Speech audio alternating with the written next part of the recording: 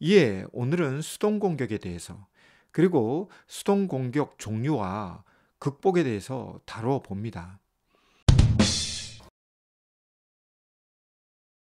안녕하세요. 동행쌤입니다. 오늘은 외도 부부의 수동 공격을 줄이려면 이란 칼럼을 준비했는데요. 먼저 구독과 좋아요 부탁드립니다. 고맙습니다. 외도 직면 후 외도 부부는 하루가 멀다 하고 다투고 싸우며 갈등하죠. 외도 직면 후 어떤 부부에게나 발생할 수 있는 상황인데요. 문제는 이런 상황이 지속되면 외도 부부는 고통과 괴로움을 맛볼 수밖에 없다는 것이죠. 그런데 이 와중에 외도 부부는 능동 공격뿐만 아니라 수동 공격을 사용함으로써 더욱더 큰 고통과 괴로움을 맛보는데요. 이에 오늘은 수동 공격에 대해서 그리고 수동 공격 종류와 극복에 대해서 다루어 봅니다. 먼저 능동 공격과 수동 공격의 뜻을 알아보죠. 능동 공격은 다 아시는 것처럼 직접적인 방법으로 상대방을 공격하는 것이죠. 여기에는 말로 하는 공격도 있고 행동으로 하는 공격도 있습니다. 이런 공격이 통제나 절제, 그리고 자제가 되지 않으면 폭력으로 이어지는 부작용이 있습니다만, 능동 공격은 공격자나 피해자 모두 자신이 공격했거나 혹은 공격당했다는 것을 쉽게 인지하기 때문에 폭력까지 가지 않는다는 전제 하에서는 나중에 설명할 수동 공격보다 더 효과적입니다.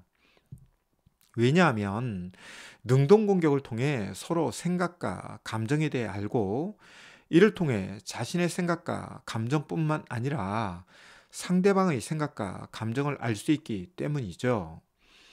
여기에 비해 수동 공격은 간접적인 방법으로 상대방을 공격하는 것으로서 이것의 단점을 언급하면 공격자나 피해자 모두 수동 공격을 느낄 수 없을 때도 있고, 이로 인해 자신과 상대방의 생각과 감정을 제대로 인지하기 어려운 부분도 있습니다. 이런 점에서 능동 공격보다는 수동 공격이 비효과적이라고 할 수 있죠. 그런데 많은 외도 부부들은 수동 공격을 많이 사용합니다.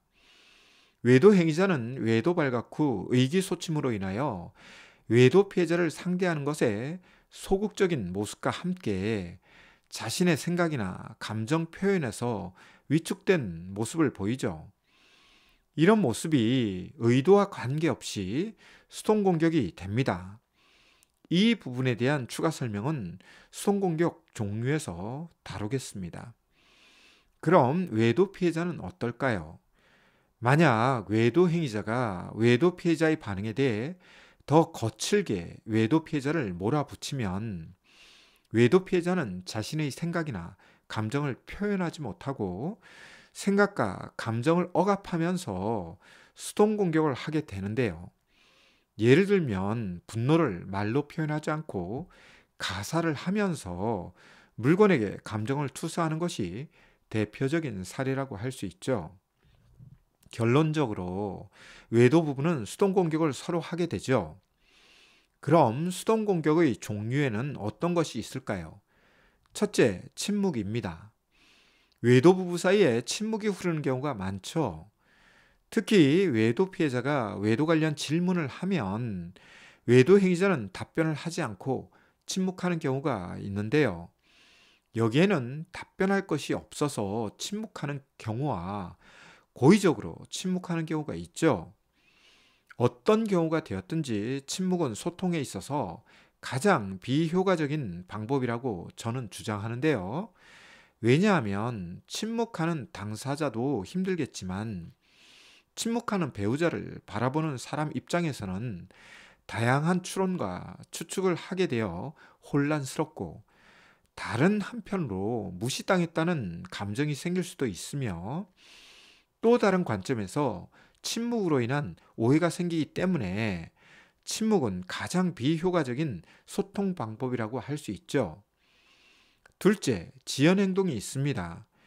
예를 들어 하기 싫은 일에 대해서 지연 행동을 통해 상대방을 화나게 만드는 것이죠. 외도 피해자가 외도 행위자에게 무엇인가 부탁했을 때 즉시 해줄 수 있는 것도 미루거나 지연함으로써 외도 피해자가 폭발하게 만드는 경우인데요. 이것이 바로 수동 공격이죠.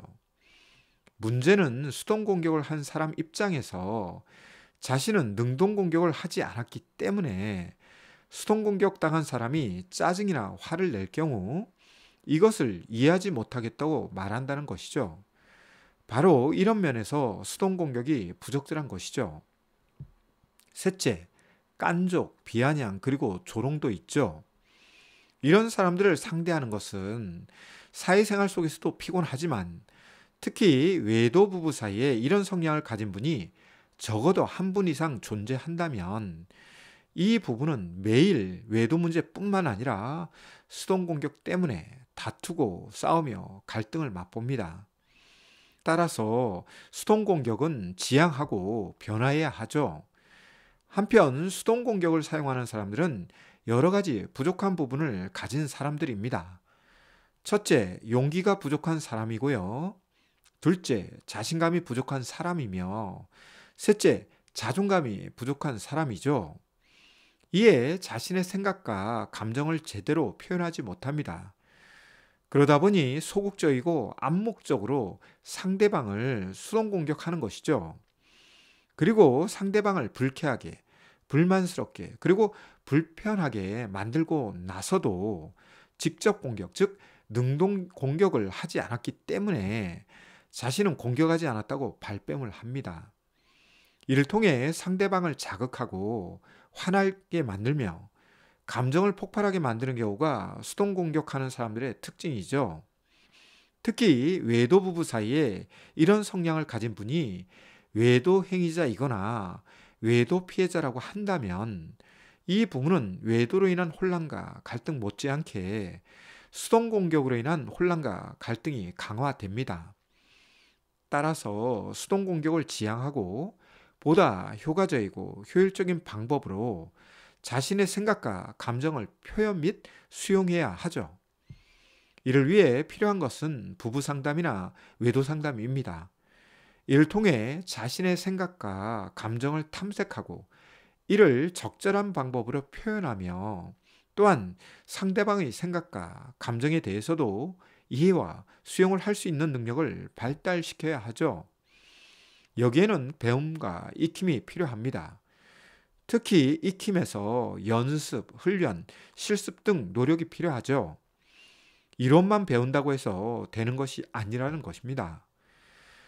혹 당신 부부가 외도와 직면하였고 적어도 한 사람이 수동 공격을 사용하시나요?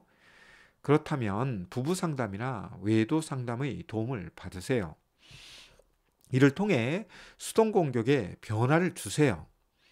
수동 공격만 사라져도 부부 사이의 소통이 좋아집니다.